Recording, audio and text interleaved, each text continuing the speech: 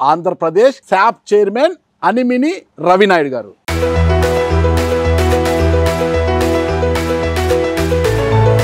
ఒక విద్యార్థి నాయకుడు కదా, మీరేం తీవ్రవాది కాదు, ఇంకోటి కాదు. మీరు దాదాపు 57 కేసులు మీపై బనాయించారు కదా. గంజాయి వద్దు బ్రో అని కార్యక్రమం పెడితే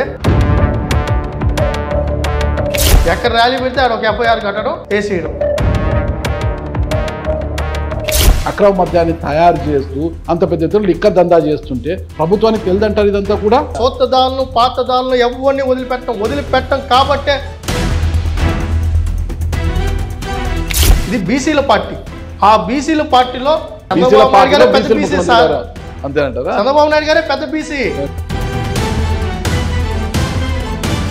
మన చూసే బాలకృష్ణ గారు అసెంబ్లీలో మాట్లాడడం అనేది, అనవసరంగా చిరంజీవి గారి మీద మాట్లాడడం అనేది పార్టీకి ఎంత చెడు తెచ్చింది. చిరంజీవి గారిని అక్కడ ఎటువంటి అభ్యంతరకరంగా చిరంజీవి గారు గట్టిగా అడిగితే అప్పుడు ఈయన వచ్చాడంది అబద్ధం. గట్టిగా ఎవడు అడగలేదు.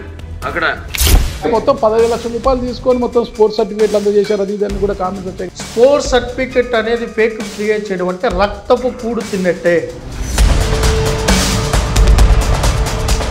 TDR బాండ్ల పైన చాలా విమర్శలు చేశారు మీరు. కరుణాకర్ రెడ్డి కొడుక్కి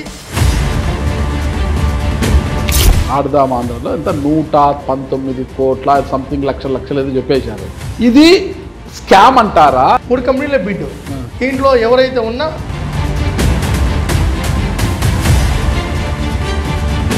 ఆ రోజు ప్రద్యుమ్న గారు కూడా అక్కడ ఉన్నారు, జెర్సీలు టీషర్ట్ల విషయంలో. మరి అలాంటి IAS ఆఫీసర్కి ఈరోజు ఒక పెద్ద కుర్చీ వేసి కూర్చోబెట్టారు కదా. మరి నేను అనుకోవడం ప్రద్యుమ్న గారికి ఆ లెవెల్లో ఇంత డిస్కషన్ కూడా లేదు. అన్ని సకల శాఖ మంత్రి ఉన్నాడు కదా. నేను పదవిలో ఉన్నంత వరకు శాప్ లో ఒక్క రూపాయి కూడా అవినీతి జరగనివ్వను అనేది. ఈ రోజు కాదు సార్, నేను ఆ రోజు ఎమ్మెల్యే కావాలనే ఆలోచన మీకు లేదా? ఎర్రైన అవుతా సొరైన అవుతా లోకేష్ గారి కోసం.